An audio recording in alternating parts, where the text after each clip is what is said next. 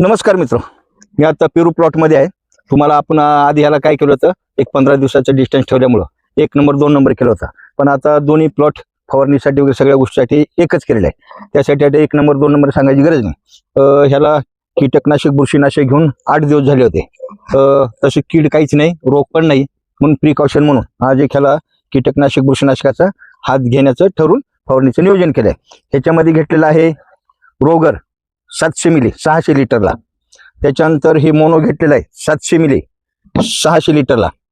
हे 22 टेन घेतलेलं आहे 700 ग्रॅम 600 लिटरला. म्हणजे सगळ्या गोष्टी 600-700 घेतलेल्या आहेत. आणि हे सल्फर घेतलेलं आहे 80%. म्हणजे 2 कीटकनाशक आणि 2 बुरशीनाशक असं दोन्ही कॉम्बिनेशन 4 कॉम्बिनेशन करून आज फवारणीचं नियोजन केलेलं आहे. त्या हिशोबानं फवारणी चालू होईल. आता जे शेतकरी बांधव ह्याच्यासोबत आहेत त्यांनी कीटकनाशक बुरशीनाशक एक हात घेण्यास हरकत नाही. नमस्कार.